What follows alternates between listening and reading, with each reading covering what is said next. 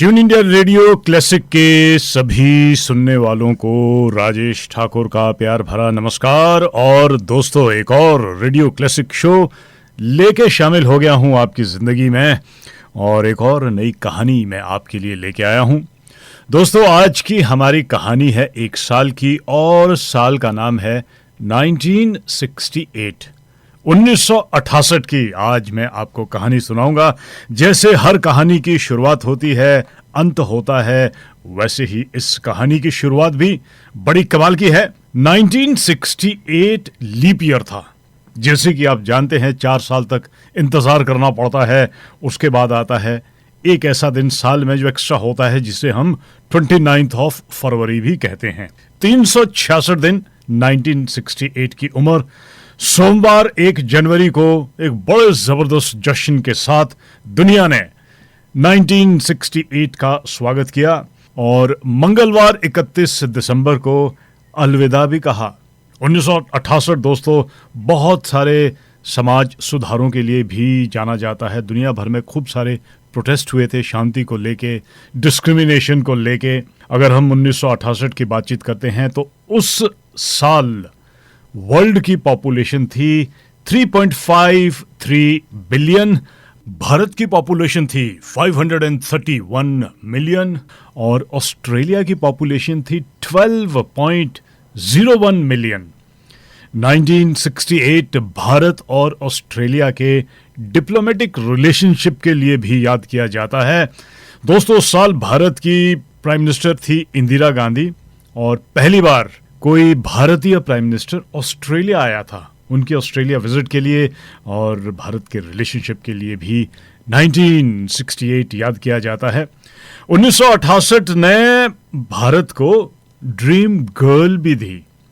हेमा मालिनी ने एक lead actress के जरिए फिल्मी दुनिया में कदम रखा। उस साल राज कपूर ने एक फिल्म बनाई थी, फिल्म का नाम था सपनों का सौदागर, और उस फिल्म के लिए इन्होंने कास्ट किया था हेमा जी को, और उनको प्रमोट किया गया था ड्रीम गर्ल की तरह। दोस्तों, 1968 के साल में आज मैं आपको लिए चल रहा हूं, और उस साल बड़ी कमाल की फिल्में बनी है, और बहुत ही कमाल का संगीत भी है, बहुत सारे गाने हैं। मैं जब इन गीतों को आपके लिए चुन रहा था तो लगभग 3-4 घंटे के गाने निकल पड़े हैं। अब उस साल कौन कौन से गाने सबसे ज़्यादा हिट हुए, रेडियो पे सुनेंगे, वो एक अलग लिस्ट है जिसके बारे में आपको बताऊंगा। लेकिन जो आज मैं गाने आपको सुनाऊंगा ना, वो गाने वो है जो मेरे बड़े फेवरेट हैं। आइए दोस्तों, 1968 के उस साल में आपको लिए चलता हूं। दुनिया कैसी थी, क्या ज़माना था, क्या कुछ हुआ। और अगर आपका जन्म 1968 में हुआ है तो ध्यान से सुनिएगा इस कहानी को। जिस साल आपका जन्म हुआ, उस साल दुनिया में क्या हुआ।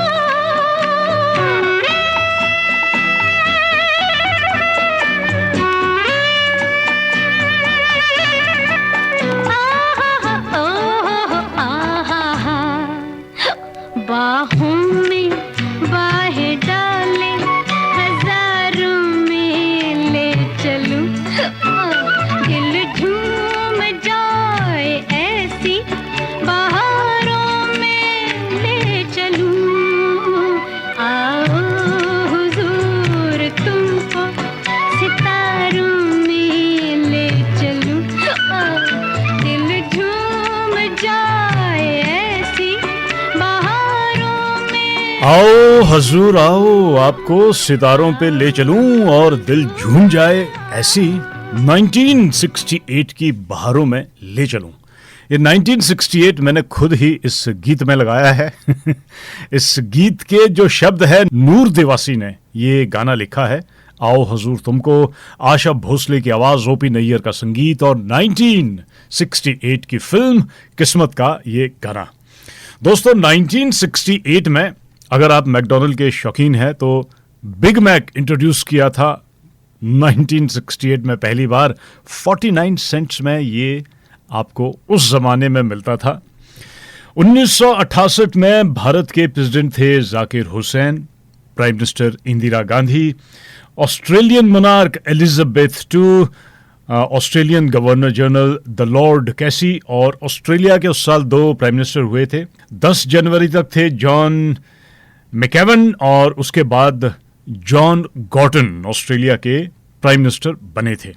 दोस्तों आज मैं आपको बॉलीवुड की कुछ उस साल रिलीज फिल्मों का जो मज़ेदार पिक्चरें हैं उसका जिक्र हुआ, कुछ मज़ेदार बातें होंगी और बहुत सारा संगीत भी होने वाला है। उस साल 1968 में 77 हिंदी फिल्में बनी और जहाँ तक का सवाल है उस साल की फिल्मों का, तो फिल्में रोमांटिक भी थी, पारिवारिक भी थी, जैसा कि अक्सर हमारी हिंदी फिल्मों की पृष्ठभूमि रहती है। वहीं पे उस साल जो सबसे बड़ी फिल्म बनी थी वो एक स्पाई फिल्म थी और यहाँ से स्पाई फिल्मों का एक अलग ही इतिहास भी शुरू होता है। और जहाँ तक सवाल है टॉप 10 फिल्मों का, तो सबसे ज़्यादा बॉक्स ऑफिस पे जिस फिल्म को पसंद किया गया था वो फिल्म थी दोस्तों आंखें। माला सिन्हा, धर्मेंद्र और महमूद ने इस फिल्म में काम किया था। एक स्पाई फिल्म थी, रामानंद सागर ने इस फिल्म को बनाया था। कुछ बड़ी मज़ेदार बातें इस फिल्म से जुड़ी है जो मैं थोड़ी देर में आपको बताऊंगा। दूसरे नंबर पर उस साल जो फिल्म बहुत ज़्यादा पसंद की गई थी, फिल्म का नाम था दो कलियाँ। माला सिन्हा, बिस्वजीत, नीतू सिंह और महमूद इस फिल्म में काम कर रहे थे। मेरा अपना ख्याल है कि शायद नीतू सिंह की ये पहली फिल्म थी, या इससे पहले भी शायद एक आध बार वो एज ए चाइल्ड आर्टिस्ट आई थी, लेकिन एक बहुत बड़ी जो फिल्म बनी थी वो दो कलियाँ 1968 की बॉक्स ऑफिस पे दूसरे नंबर पर ये फिल्म रही थी। तीसरे नंबर पर फिल्म रही थी नीलकमल। वहीदा रहमान, मनोज कुमार, राजकुमार, ललिता पवार, महमूद, शशिकला और बलराज साहनी इस फिल्म की स्टार कास्ट। री इनकारनेशन पे ये फिल्म बनी थी और बड़ी मज़ेदार इस फिल्म की कहानी थी और इस फिल्म के बारे में भी थोड़ा डिटेल में आपको बताऊंगा। चौथे नंबर पर जो फिल्म बॉक्स ऑफिस पे सबसे ज़्यादा पसंद की गई थी उस फिल्म का नाम था कन्यादान। ये एक पारिवारिक फिल्म, शशि कपूर, आशा पारिक और ओम प्रकाश। पांचवें नंबर पर शिकार, एक और ये भी थ्रिलर फिल्म थी।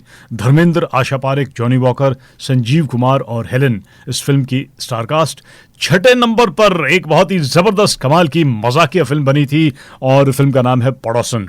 अगर बॉलीवुड की ऑल टाइम कॉमेडी फिल्मों का जिक्र होगा तो पड़ोसन मेरे हिसाब से अगर नंबर 1 नहीं है तो टॉप की 2-3 फिल्में होगी, उसमें ज़रूर इस फिल्म का जिक्र रहेगा। सुनील दत्त, सायरा बानो, किशोर कुमार और महमूद इस फिल्म में काम कर रहे थे। महमूद की ये प्रोड्यूस की हुई फिल्म थी। और 7वें नंबर पर जो फिल्म उस साल बहुत ज़्यादा हिट हुई थी, फिल्म का नाम था ब्रह्मचारी। शम्मी कपूर, राजश्री, मुमताज़ और प्राण ने इस फिल्म में काम किया था। 8वें नंबर पर फिल्म थी आदमी। दिलीप कुमार, मनोज कुमार, वहीदा रहमान, सिमी ग्रेवाल। 9वें नंबर पर फिल्म हसीना मान जाएगी। शशि कपूर, बबीता, अमिता और जॉनी वॉकर। और 10वें नंबर पर उस साल जो फिल्म सबसे ज़्यादा पसंद की गई थी, फिल्म का नाम था दुनिया। देवानंद, वैजयंतीमाला, बलराज साहनी और जॉनी वॉकर।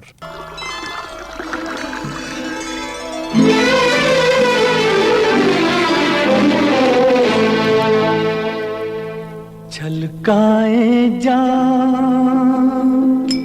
आइए आपकी आंखों के नाम, होठों के नाम। छलकाए जाम आइए आपकी आंखों के नाम, होठों के नाम। आंखों के नाम, होठों के नाम।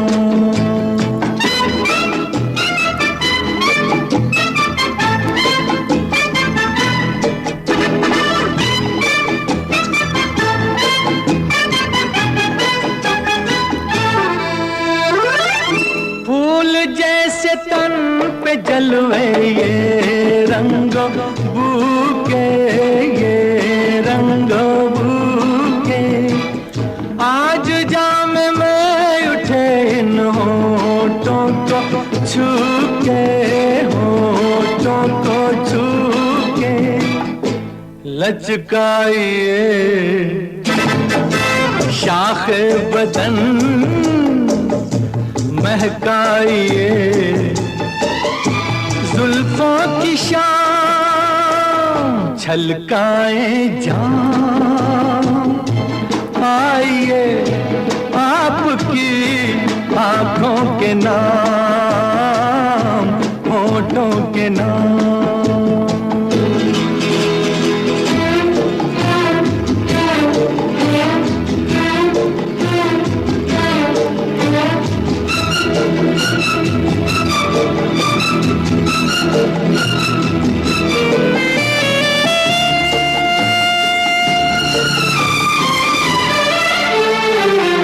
आप ही का नाम लेकर पी है सभी ने, पी है सभी ने, आप पर धड़क रहे हैं प्यालों के सीने, प्यालों के सीने, यहाँ अजनबी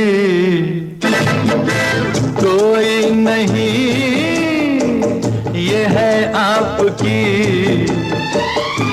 महफिल तमाम, छलकाए जाम, आइए आपकी आंखों के नाम, होठों के नाम।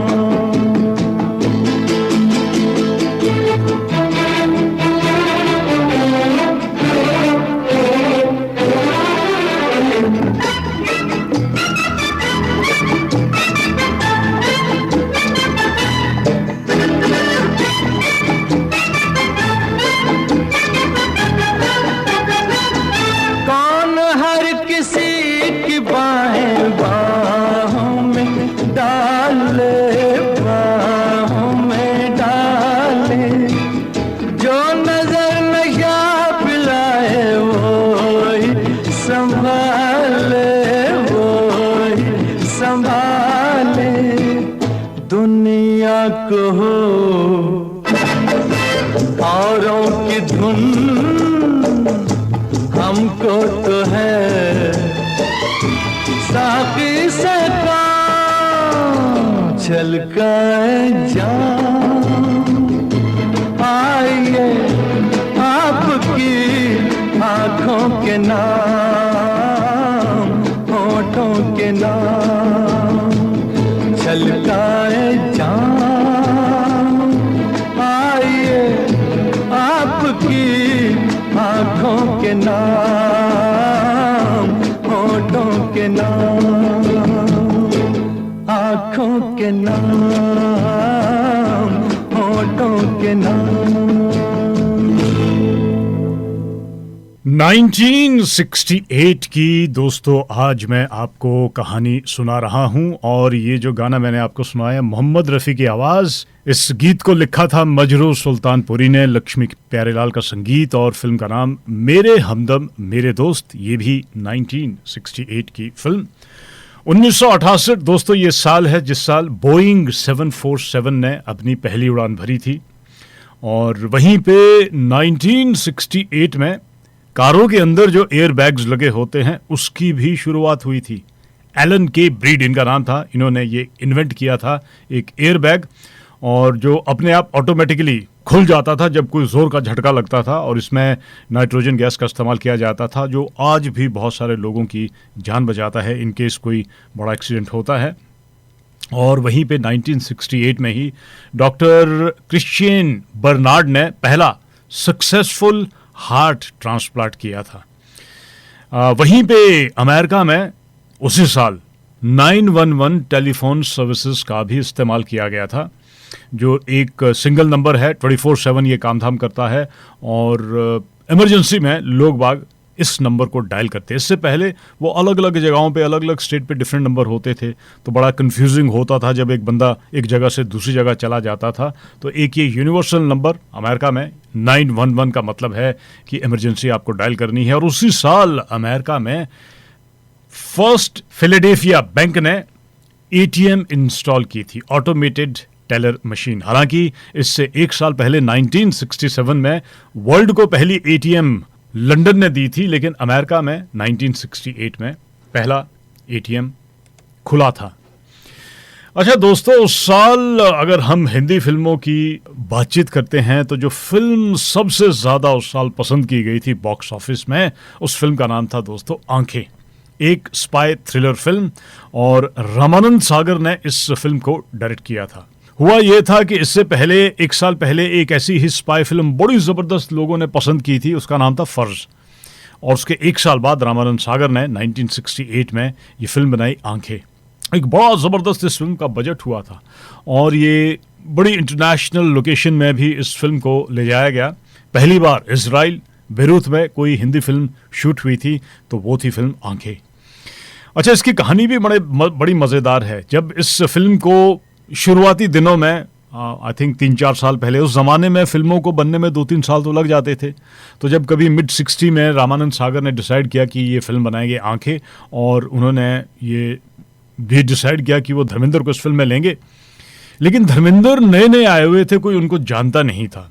तो ये सब देखते हुए, हालांकि रामानंद सागर को कुछ इस तरीके का एक करेक्टर हीरो चाहिए था जो धर्मेंद्र में उनको मिला, लेकिन धर्मेंद्र को जानते बड़े कम लोग थे। अब जो स्टार पावर उस जमाने में भी हुआ करती थी, तो इन्होंने उस जमाने की बहुत बड़ी एक अभिनेत्री माला सिन्हा, उन्हें साइन किया था इस फिल्म के लिए, और जो कि फूल और पत्थर में एक बड़ा कमाल का एक फिल्म बनी थी, इन दोनों की बड़ी वो हिट फिल्म रही थी।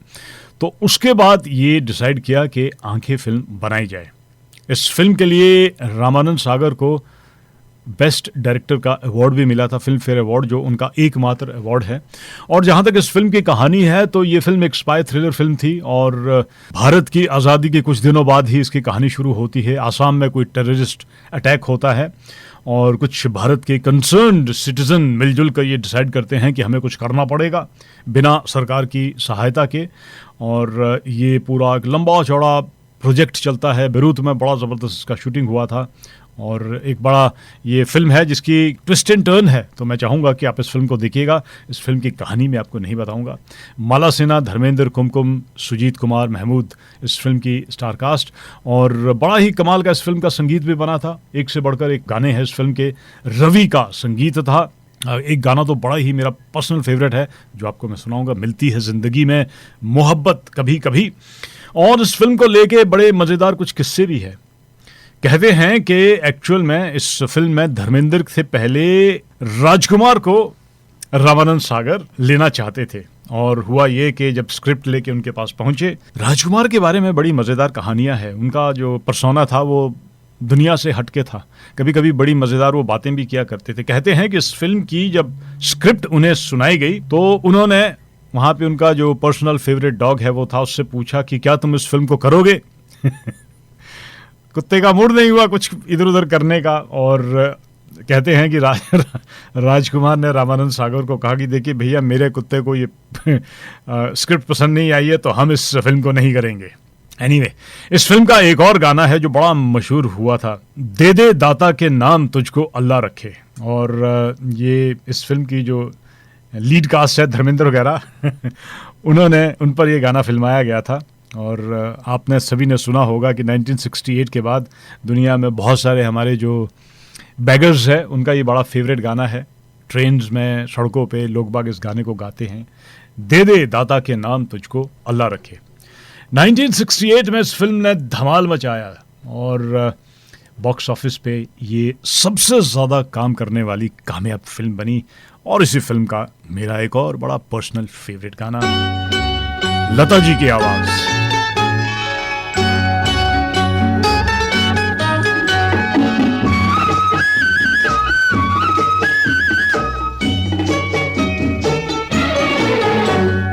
मिलती है जिंदगी में मोहब्बत कभी कभी, मिलती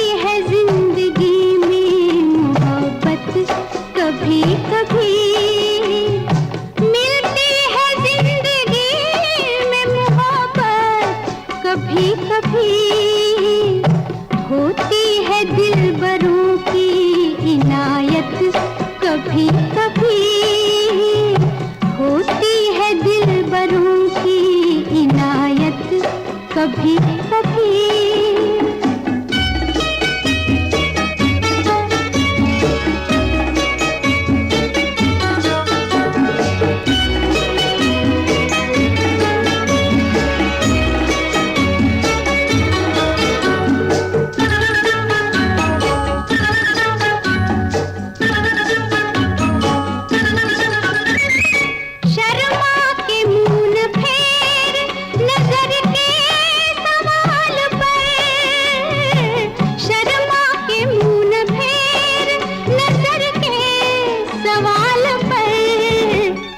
लाती है ऐसे मोड़ पे किस्मत कभी कभी, लाती है ऐसे मोड़ पे किस्मत कभी कभी। मिलती है जिंदगी में मोहब्बत कभी कभी।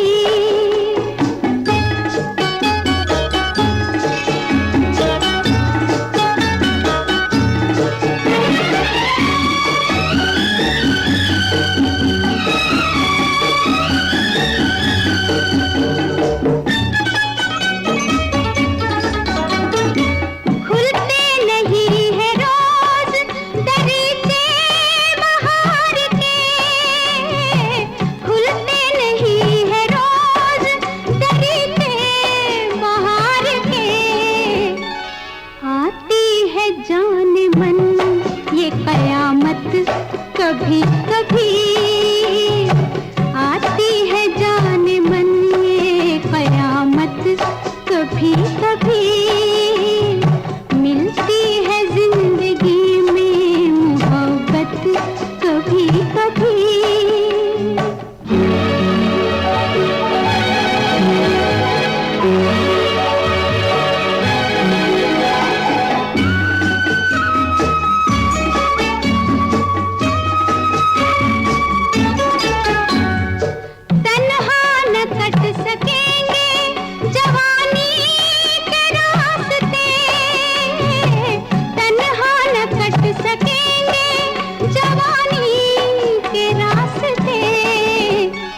पेश आएगी किसी की जरूरत, कभी कभी पेश आएगी किसी की जरूरत, कभी कभी मिलती है जिंदगी में मोहब्बत, कभी कभी।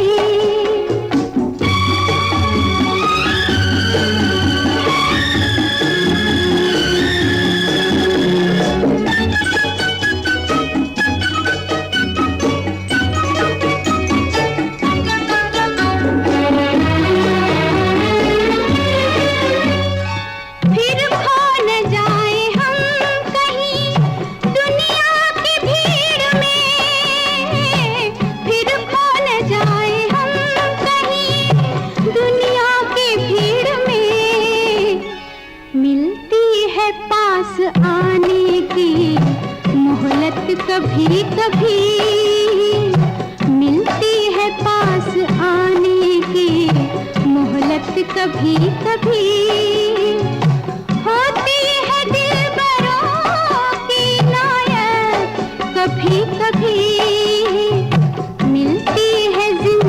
मिलती है जिंदगी में मोहब्बत कभी कभी। साहिर लुधियानवी साहब ने इस गाने को लिखा, रवि का संगीत और फिल्म का नाम आंखें, 1968 की बॉक्स ऑफिस की सबसे कामयाब फिल्म। अच्छा दोस्तों, 1968 में 8 अप्रैल को हमारे सिडनी वाटर सप्लाई में बड़ा ज़बरदस्त बदलाव किया गया था और फ्लोराइड का इस्तेमाल उस साल से हमारे सिडनी वाटर्स में जो घरों में पीने का पानी आता है उसमें इस्तेमाल किया गया था। इसका इस्तेमाल किया जाता है ताकि हमारी दांतों की हेल्थ हमारी बरकरार रहे। और उसी साल 18 जून को वारिंगा फ्रीवे ओपन हुआ था सिडनी में। ये जो हमारा नॉर्दर्न बीचेस की तरफ एक बड़ा ज़बरदस्त फ्रीवे है, इसकी भी शुरुआत 1968 में हुई थी। 1968 अगर हम अमेरिका की बातचीत करते हैं तो एवरेज कॉस्ट नया घर अगर आपको लेना था तो $14,950 में मिलता था। अभी हमें जो यूनाइटेड स्टेट में लोग बाग सुन रहे हैं, बताइएगा कि आज की डेट में कितने का है नया घर। $14,950 का मिलता था 1968 में। एवरेज इनकम पर ईयर थी $7,850 और मंथली रेंट होता था $130। अपना अगर गैस आपको लेना था, गैस पर गैलन 34 सेंट। मूवी टिकट $1.5 का था। और जो फेडरल आवरली मिनिमम वेजेस थे, तो उस जमाना आ गया था जब मिनिमम वेजेस की शुरुआत हुई थी, $1.60 मिलते थे अमेरिका में। अच्छा, उस साल एक और बड़ा जबरदस्त, आई थिंक थोड़ा डर सा वेस्टर्न वर्ल्ड में हुआ था, स्पेशली यूरोप और अमेरिका में।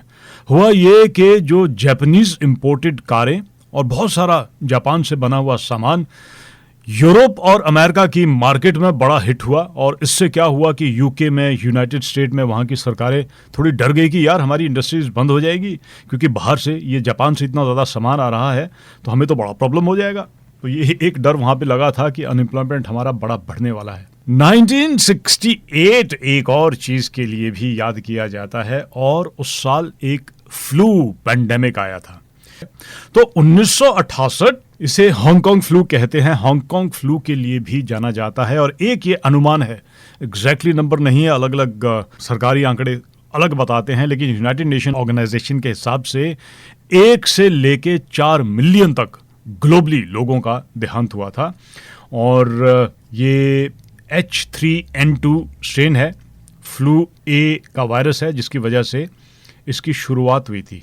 शुरुआत को लेके भी हालांकि 13 जुलाई 1968 कहते हैं हांगकांग में इसकी शुरुआत हुई थी, लेकिन अनकन्फर्म्ड पॉसिबिलिटीज है कि एक्चुअल में इसकी शुरुआत मेनलैंड चाइना में हुई थी और वहाँ से फिर ये हांगकांग में आया, और हांगकांग के बाद फिर ये बहुत सारे सिंगापुर गया, वियतनाम गया, और उसके बाद Bharat, Philippines, Australia, Europe, Germany, Japan, Africa, पूरी दुनिया में। और बहुत सारी जगहों पे तो बड़ी परेशानी हुई थी, स्पेशली जब लोगों का देहांत होता है अच्छे खासे नंबर्स में, तो बड़ा मुश्किल हो जाता है जो भी किस तरीके से क्रियाक्रम करना है। तो बहुत सारे देशों में उस साल बड़ी ज़बरदस्त प्रॉब्लम आई थी। H3N2 वायरस वापस आया था 1969 और 70 फ्लू सीजन। एक्चुअल में ये आज भी, लेकिन आजकल इसे हम सीजनल फ्लू कहते हैं। 4 महीने बाद ही इस फ्लू के शुरू होने के बाद अमेरिकन माइक्रोबायोलॉजिस्ट हिलीमैन ने इसके लिए एक वैक्सीन भी तैयार की थी, और उसके 9 मिलियन डोजेस मैन्युफैक्चर भी किए गए थे, लेकिन अलग अलग तरीके से ये बदलता रहा। और आज भी एक्चुअल में ये फ्लू अवेलेबल है मार्केट में आता है, मार्केट में यानी कि सीजन में आता है। तो सीजनल फ्लू जिसे हम कहते हैं, ये आज भी है। 1968 इसकी शुरुआत हुई थी। अच्छा दोस्तों, उस साल का एक और मेरा बड़ा पर्सनल फेवरेट गाना है। वैसे तो सारे ही गाने मेरे पर्सनल फेवरेट है जो मैं आपको सुना रहा हूँ, लेकिन सुनिए ये गाना ज़रा एंजॉय कीजिएगा। आशा भोसले और शमशाद बेगम की आवाज़।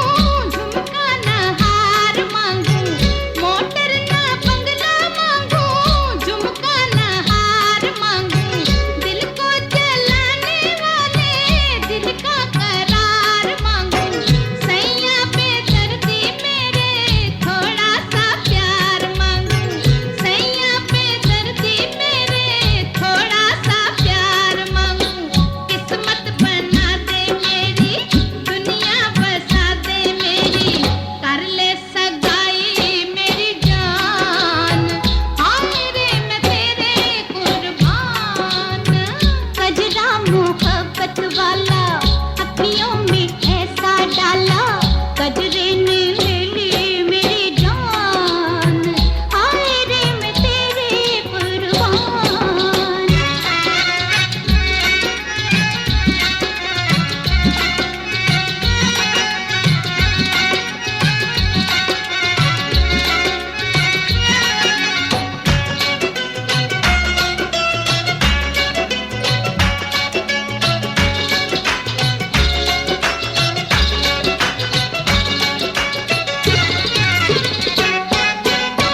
जब से है देखा तुझको हो गए गुलाम तेरे जब से है देखा तुझको हो गए गुलाम तेरे अपना बना ले गोरी आएंगे काम तेरे अपना ये जीवन सारा लिख देंगे नाम तेरे अपना ये जीवन सारा लिख देंगे नाम तेरे उड़ता ये जाली वाला उस पर मोतियन की माला उड़ते ने ले ली मेरी जान हाय रे मैं तेरे कुर्बान दुनिया है मेरे पीछे लेकिन मैं तेरे पीछे अपना बना ले मेरी जान हाय रे मैं तेरे कुर्बान गजरा मोहब्बत वाला अखियों में ऐसा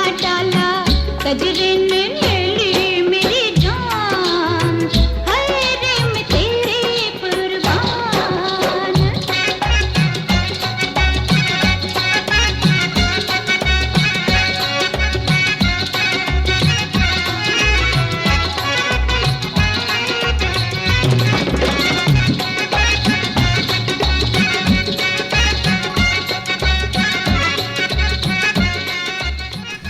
आशा भोसले की आवाज, साथ में शमशाद बेगम। एस.एच. बिहारी ने इस गाने को लिखा, ओपी नैयर का संगीत और फिल्म का नाम किस्मत, 1968। बड़ा ज़बरदस्त संगीत उस साल हिंदी फिल्मों का। अगर हम वेस्टर्न वर्ल्ड की बातचीत करते हैं तो ये वो साल था जब बीटल्स अपने पीक पे थे। बड़ा ज़बरदस्त उनका संगीत था और याद किया जाता है 1968 फरवरी के महीने में द बीटल्स, ये और बहुत सारे सेलिब्रिटी उस साल भारत आए थे। एक्चुअल में महर्षि महेश योगी का ऋषिकेश में एक आश्रम है, वहाँ पे उस साल बहुत सारे यूनाइटेड स्टेट से सेलिब्रिटी विजिट करने के लिए आए थे, इंक्लूडिंग बीटल्स। ये वो साल था जब मेडिटेशन टेक्निक्स भारत की दुनिया भर में पहुंचाने में महर्षि महेश योगी का बड़ा ज़बरदस्त कंट्रीब्यूशन है। इनका ओरिजिनल नाम था महेश प्रसाद वर्मा और इन्होंने स्वामी ब्रह्मानंद सरस्वती को ज्वाइन किया था, एक स्पिरिचुअल गुरु, हिमालय के रहने वाले, और वहीं से इन्होंने बहुत कुछ सीखा और दुनिया को मेडिटेशन में एक बड़ा ज़बरदस्त इनका कंट्रीब्यूशन रहा है। यही नहीं बल्कि बहुत सारे सोशल कामधाम दुनिया भर में चल रहे हैं, वो आज भी चल रहे हैं। तो महर्षि महेश योगी एक बहुत ही कमाल की पर्सनैलिटी थे और 2008 में इन्होंने अपनी रिटायरमेंट अनाउंस की थी और मौन व्रत ले लिया था और 3 वीक बाद इनका देहांत हुआ था। तो 1968 बीटल्स की भारत यात्रा के लिए भी याद किया जाता है। अच्छा दोस्तों, उस साल एक और फिल्म का आपके साथ मैंने ज़रूर जिक्र करना है। ये फिल्म का नाम था नीलकमल। तीसरी बॉक्स ऑफिस पे ये सबसे कामयाब फिल्म थी और कहते हैं कि ये फिल्म एक तरीके से री इनकारनेशन की फिल्म बनी थी। अगर आपको याद होगा, उससे लगभग 10 साल पहले मधुमती एक फिल्म आई थी और मधुमती के बाद ये एक और बड़ी कमाल की फिल्म बनी थी, नीलकमल। गुलशन बावरा की एक किताब है, इसी नाम की किताब है, उसी पर यह फिल्म बनी थी। फिल्म में काम किया था वहीदा रहमान, राजकुमार, मनोज कुमार, महमूद, बलराज साहनी, ललिता पवार और शशि कला ने। 8 अलग अलग कैटेगरीज में ये नॉमिनेट हुई थी 16th फिल्म फेयर अवार्ड के लिए और best film, best director, best supporting actor, actresses, comedian, काफ़ी सारे अवार्ड के लिए नॉमिनेट हुई थी। और फिल्म की कहानी बड़ी कमाल की थी, गाने बहुत ही मशहूर इस फिल्म के हुए थे। रविशंकर शर्मा का संगीत था और साहिर लुधियानवी ने उन गानों को लिखा था और कहानी बड़ी मज़ेदार थी। होता यूँ है कि इस फिल्म की जो मुख्य किरदार है वहीदा रहमान, ये नींद में इनको चलने की आदत होती है और एक बार एक रेलवे ट्रैक पे ऑलमोस्ट इनका एक्सीडेंट होते होते बचता है जब इनको राम इनका नाम है, मनोज कुमार इस फिल्म में बने हैं, वो इनको बचाते हैं और कहानी आगे बढ़ती है। 2-3 बार ऐसा कुछ होता है, अल्टीमेटली वहीदा रहमान और मनोज कुमार की शादी होती है। बाद में पता चलता है कि एक्चुअल में ये इनकी स्लीप वॉकिंग की एक आदत जो है वो किसी कहानी से जुड़ी है, जो इनकी पास्ट लाइफ की कहानी है। और पिछले जन्म में ये एक किसी स्टेट की प्रिंसेस हुआ करती थी, राजकुमारी, इनका नाम था सीता। और वहाँ पे एक बड़े ज़बरदस्त आर्टिस्ट थे, चित्रसेन। एक बार वहाँ के राजा इन्होंने जो भी बनाया था उससे बड़े खुश होते हैं और कहते हैं कि बोलो तुम्हें क्या चाहिए। तो ये बोलती है कि मुझे राजकुमारी का हाथ दे। ये उनसे शादी करना चाहते थे चित्रसेन, जो कि राजकुमार बने थे। और जो किंग होते हैं उन्हें बड़ा गुस्सा आता है और इन्हें ये जिंदा ही दीवार में चुनवा देते हैं। तो कहते थे कि उनकी आत्मा जो है वो भटकती रहती थी सीता से मिलने के लिए। तो कहानी आगे बढ़ती है, पता चलता है अल्टीमेटली उस हवेली में जाती है और उनकी आत्मा से मिलती है। फिर उनकी आत्मा को छुटकारा मिलता है और इनकी स्लीप वॉकिंग जो भी रात को चलती थी उससे भी इनको छुटकारा मिल जाता है। तो बड़ी मज़ेदार इस फिल्म की कहानी है और बड़ा इसमें उतार चढ़ाव है। लोगों को बड़ा पसंद उस सारी फिल्म आई और इस फिल्म के गाने इतने ज़बरदस्त हिट हुए। एक गाना तो ऐसा है जनाब कि आज भी आप इस गाने को सुनते हैं तो खो जाते हैं।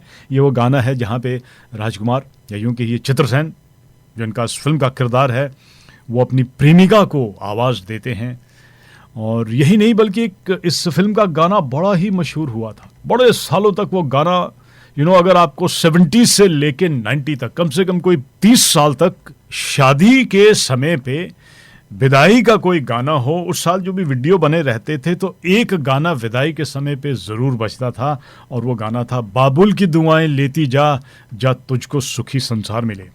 साहिर लुधियानवी ने उस गाने को लिखा था और ये गाना बड़ा ही इमोशनल गाना था। शादियों में हमेशा ये गाना बजता था और जैसे ही गाना बजता था, विदाई का समय होता था, सारा पूरा परिवार इंक्लूडिंग दूल्हा सभी रोने लगते थे, क्योंकि ये बड़ा ही एक इमोशनल गाना था। फिर 90 के दशक में आके आई थिंक बड़ा सेंटिमेंटल गाना था, इसमें कुछ और शादी के गाने बदल दिए गए थे। अब ये गाना नहीं बजता, लेकिन उस ज़माने में लोगों को इस गाने ने बड़ा रुलाया है। और ऐसा ही एक और गाना है इस फिल्म का जो बार बार फिल्म में बजता है, जहाँ पे इस फिल्म का जो किरदार है राजकुमार अपनी प्रेमिका को आवाज़ देता है। मेरा बड़ा फेवरेट गाना है, सुनिए।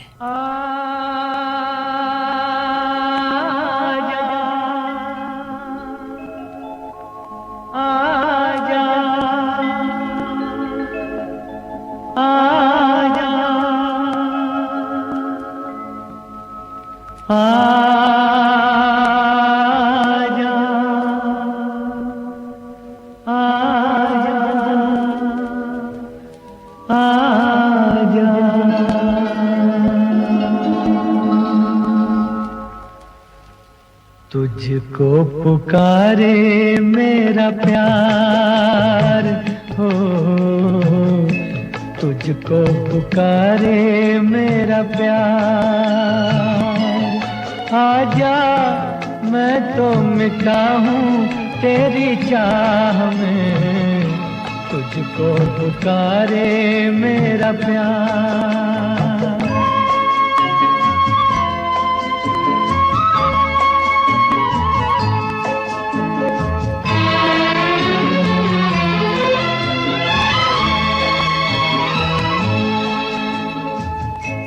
आखिरी पल है, आखिरी आहें तुझे ढूंढ रही हैं। डूबती सांसें, बुझती निगाहें तुझे ढूंढ रही हैं। सामने आजा एक बार, आजा मैं तो मिटा हूँ तेरी चाह में, तुझको पुकारे मेरा प्यार।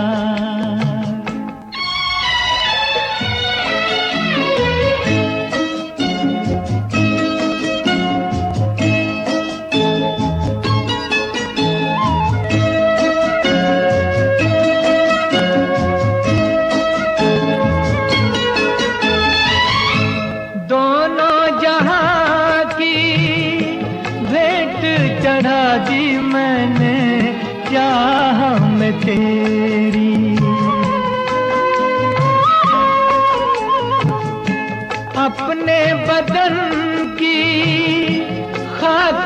मिला दी मैंने राह में तेरी, अब तो चलिया इस पार। आजा मैं तो मिटा हूँ तेरी चाह में, तुझको पुकारे मेरा प्यार।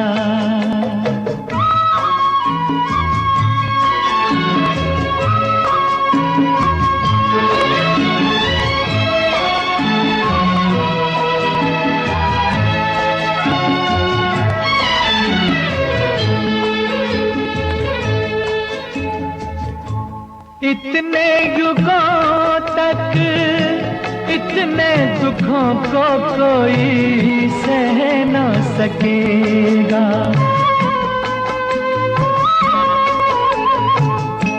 तेरी कसम मुझे तू है किसी की कोई कह न सकेगा। मुझसे है तेरा इकरार है, आजा मैं तो मिटा हूँ तेरी चाह में, तुझको पुकारे मेरा प्यार।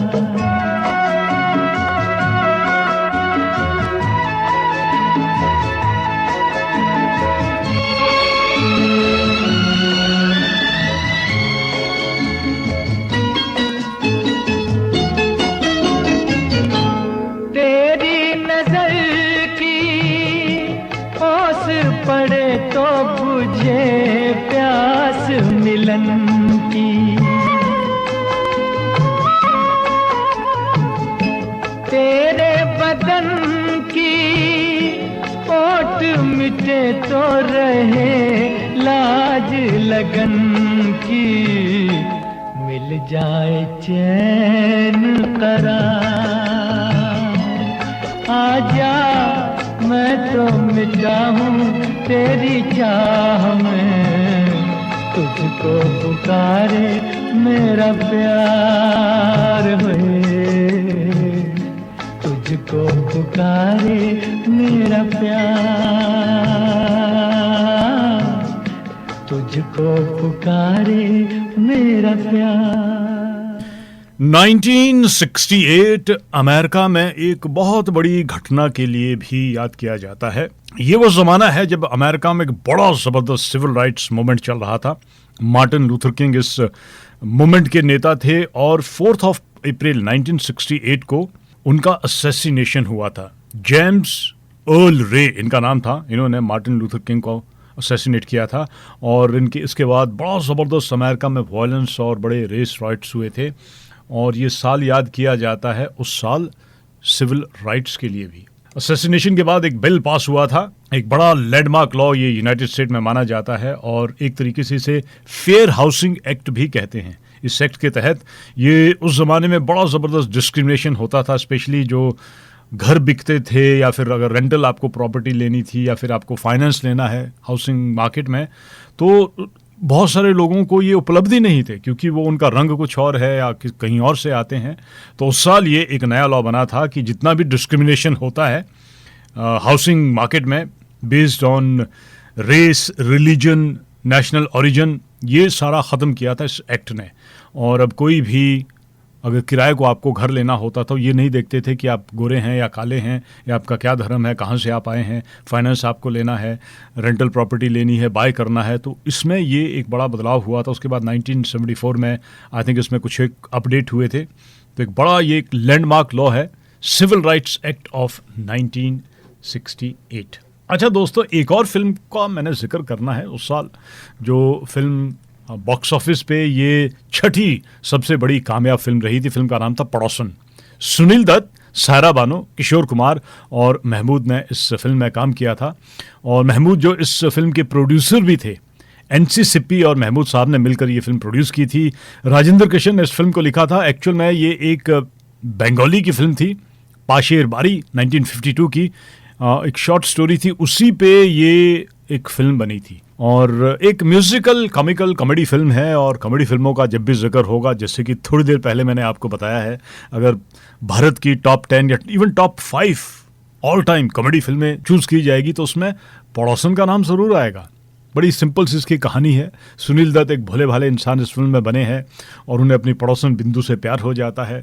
अब उनको हिम्मत नहीं होती है तो उनके एक और मित्र है जो थिएटर एक्टर भी है और सिंगर भी है, किशोर कुमार, विद्यापति इस फिल्म में उनका नाम है। तो वो उनकी सहायता करते हैं और किस तरीके से ये कॉमिक्स बनता है महमूद, किशोर कुमार, सुनील दत्त और सायरा बानो के बीच में। तो एक बड़ा ज़बरदस्त कमाल का ये फिल्म बना है। बहुत ही कमाल के इस फिल्म के गाने भी बने थे। इस फिल्म का संगीत दिया था आर.डी. बर्मन साहब ने, राजेंद्र कृष्ण ने वो गाने लिखे थे। सारे ही गाने बड़े मज़ेदार गाने हैं और कोई भी गाना आप यहाँ से आप चूज कर लेते हैं तो अपने आप में वो एक बड़ा खूबसूरत गाना है। लेकिन इस फिल्म से जुड़ी बड़ी कुछ मज़ेदार बातें भी है। इस फिल्म का एक गाना है मेरी बिंदु वो गाना भी अपने आप में आपको बड़ा हंसाएगा। तो हुआ ये कि उस गाने की जिस दिन शूटिंग हो रही थी, जो उस गाने के कोरियोग्राफर थे वो शूटिंग पे पहुंचे ही नहीं और किशोर कुमार ने कहा कि कोई बात नहीं, वो नहीं पहुंचे तो हम करेंगे ना और उन्होंने अपनी कास्ट को वो गाने के पूरे लिरिक्स बताए और कहा कि जैसे जैसे मैं डांस करता रहता हूँ बस मुझे आप फॉलो कीजिए। बड़े कुछ सिली एक्शन लिए गए थे और कहते हैं कि आज भी अगर हम कुछ बड़े कॉमिकल गानों का, फनी म्यूजिक वीडियो का जिक्र करेंगे तो इंडियन सिनेमा के टॉप के जो फनी वीडियोस है उसमें मेरी बिंदु का जिक्र ज़रूर आएगा। किशोर कुमार साहब ने उसे कोरियोग्राफ किया था। अच्छा, कहानी इस फिल्म की ये है कि किशोर कुमार एक्चुअल में इस फिल्म में काम करने को तैयार नहीं हो रहे थे और इस फिल्म के जो प्रोड्यूसर थे महमूद साहब, वो कहते थे कि नहीं, मुझे तो किशोर कुमार आपको ही इस फिल्म में लेना है। तो बार बार उनके पास जाते और वो इंटरेस्टेड ही नहीं थे फिल्म में काम करने के लिए। तो अल्टीमेटली एक दिन महमूद साहब ने पूरा रात वो किशोर कुमार के घर के सामने खड़े रहे और बोलते रहे कि जब तक आप इस रोल को अदा करने के लिए हाँ नहीं करेंगे मैं आपके घर के सामने से जाऊंगा ही नहीं तो अल्टीमेटली फिर किशोर कुमार साहब ने इस फिल्म में काम करना के लिए अपनी हाँ कही थी। और हुआ ये कि जब ये फिल्म आई थिंक बन के पूरी तैयार हो गई और जो भी एडिटिंग के समय पे इस फिल्म के मुख्य कलाकार सुनील दत्त को थोड़ी परेशानी हुई। अब सुनील दत्त बड़े जाने माने एक्टर थे कि यार महमूद से उन्होंने कहा कि किशोर कुमार तो हम सबको डोमिनेट कर रहे हैं यार, हमारा तो बिल्कुल ही नज़र नहीं आ रहे हैं। तो कहते हैं कि इस फिल्म में थोड़ा एडिट किया गया था और किशोर कुमार के रोल को थोड़ा टोन डाउन किया गया था क्योंकि बड़ा वो चमक रहे थे। लेकिन जब ये फिल्म रिलीज हुई और रिलीज होने के बाद जिस किरदार को सबसे ज़्यादा इस फिल्म में लोगों ने पसंद किया था वो किशोर कुमार का ही किरदार था। और ये भी कहानी है कि एक्चुअल में सुनील दत्त का जो पार्ट था वो गुरुदत्त साहब को इनिशियली ऑफर किया गया था, लेकिन अनफॉर्चुनेटली गुरुदत्त साहब का देहांत हो गया था और महमूद को ऐसा लग रहा था कि शायद सुनील दत्त साहब इस रोल को करने से मना करे। लेकिन स्क्रिप्ट सुनने के बाद उन्होंने कहा कि मैं इस फिल्म को करूँगा। दोस्तों, वैसे तो इस फिल्म के सारे ही गाने बड़े कमाल के हैं, लेकिन एक गाना जो मुझे आपको 100% सुनाना है, सुनिए इस गीत को। ला ला ला ला ला ला ला ला ला ला ला ला ला ला ला ला।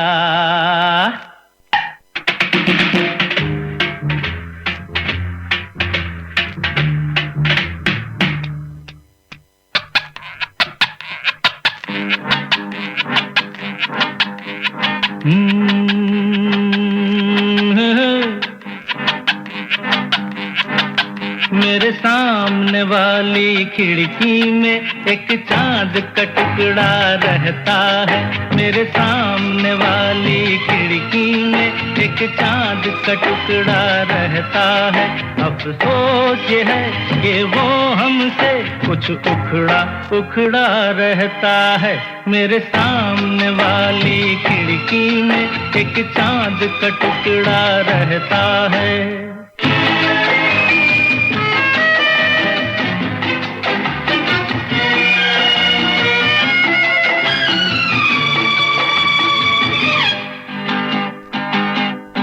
जिस रोज से देखा है उसको हम शम्मा जलाना भूल गए। दिल थाम के ऐसे बैठे हैं कहीं आना जाना भूल गए। अब 8 पहर इन आँखों में वो चंचल मुखड़ा रहता है। मेरे सामने वाली खिड़की में एक चांद का टुकड़ा रहता है।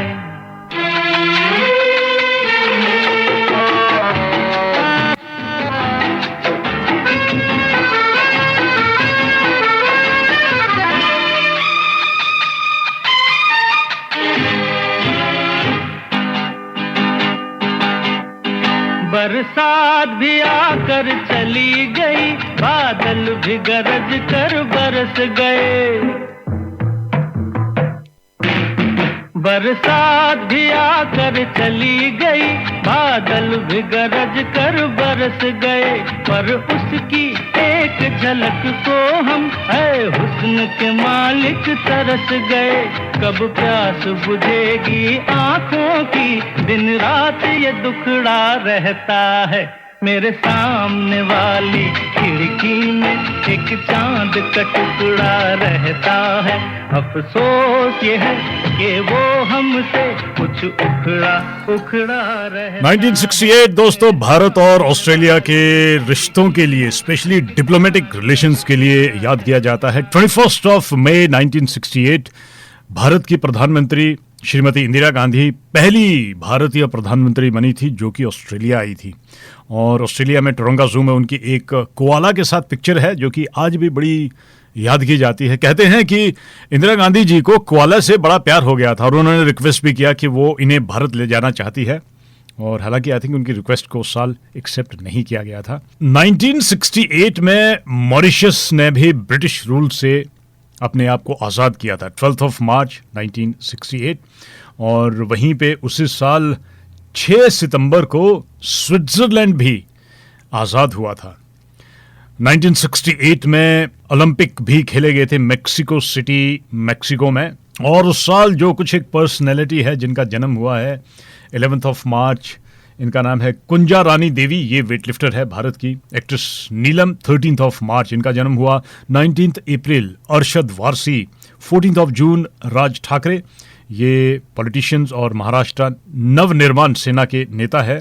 16 जुलाई धनराज पिल्ले, भारत के एक बहुत ही कमाल के हॉकी प्लेयर। 12 फरवरी नेथन रीज, ये प्रीमियर रह चुके हैं न्यू साउथ वेल्स के, ऑस्ट्रेलियन पॉलिटिशियन है। 28 मई काइली मनो, एक जानी मानी एंटरटेनर सिंगर, ऑस्ट्रेलिया की रहने वाली है। 12 अक्टूबर ह्यू जैकमैन, ये बहुत कमाल के बड़े एक्टर है। 12 March Nasser Hussain, English cricket team के कप्तान रह चुके हैं, क्रिकेटर जाने माने। 25 सितंबर विल स्मिथ, ये अमेरिकन रैपर और एक बहुत बड़े एक्टर है हॉलीवुड फिल्मों के। और 30 मार्च को सिलिन डियोन, कनाडा की एक बड़ी जानी मानी सिंगर।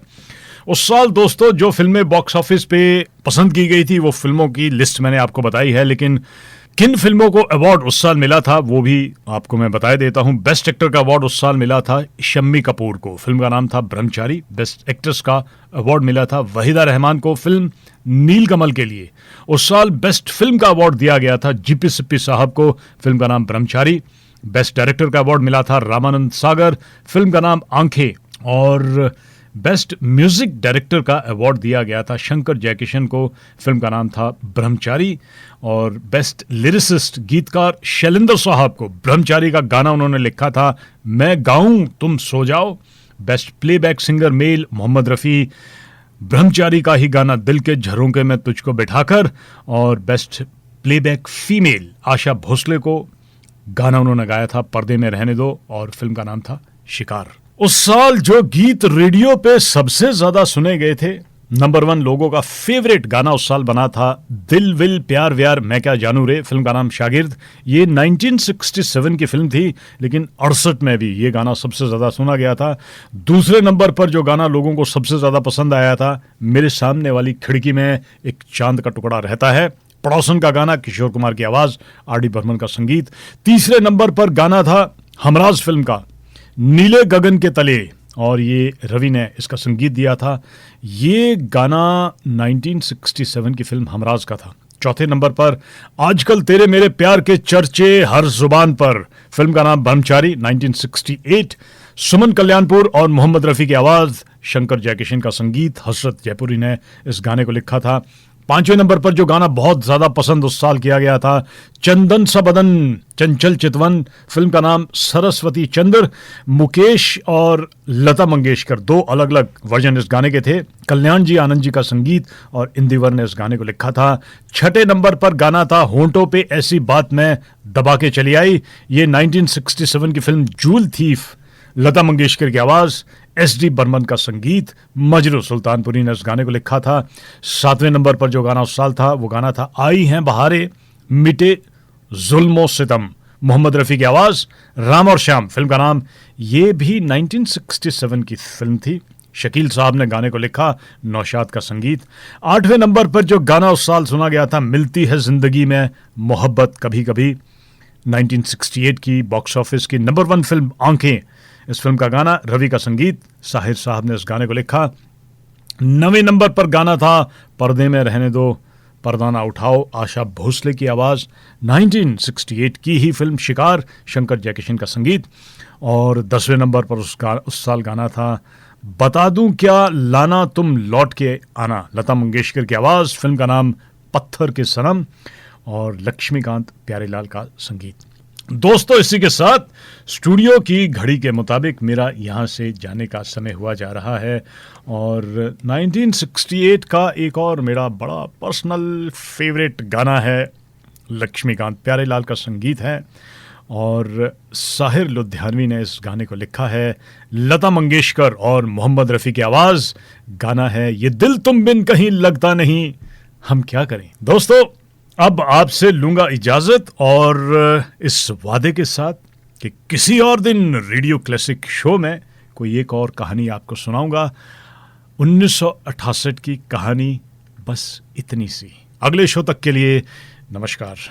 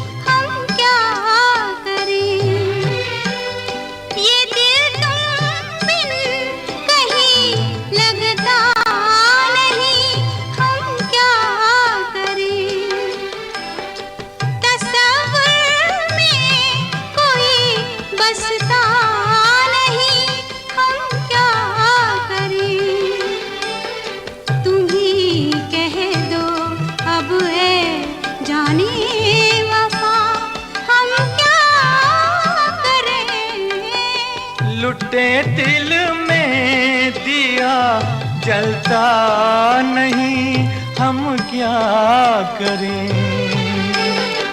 तुम्ही कह दो अब ऐ जाने अदा, हम क्या करें।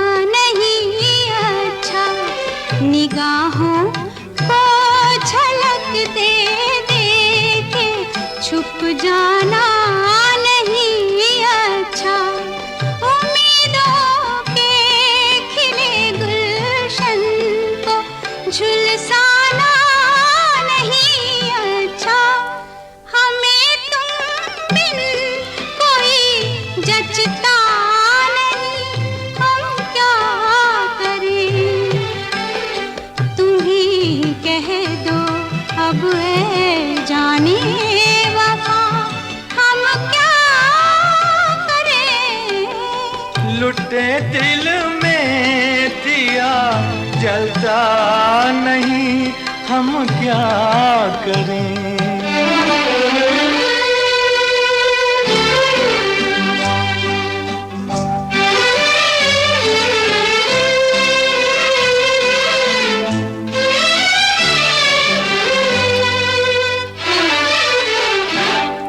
मोहब्बत कर तो लेकिन मोहब्बत रास आए भी। मोहब्बत कर तो लेकिन मोहब्बत रास आए भी दिलों को बोझ लगते हैं, कभी जुल्फों के साए भी। हजारों गम है इस दुनिया में, अपने भी पराए भी। मोहब्बत ही का गम तन्हा नहीं, हम क्या करें। तुम्ही कह दो अब ऐ जाने अदा, हम क्या करें। ये दिल तुम बिन कहीं लगता नहीं, हम क्या करें।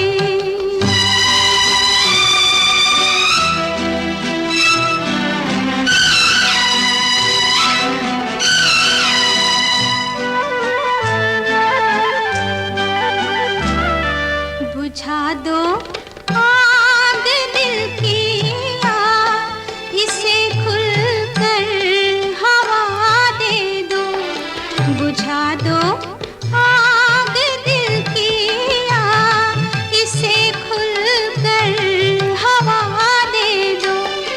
जो इसका मोल दे पाए, उसे अपनी वफा दे दो। तुम्हारे दिल में क्या है बस, हमें इतना बता दे दो कि अब तन्हा सफर कटता नहीं, हम क्या करें। लुटे दिल में दिया जलता नहीं, हम क्या करें।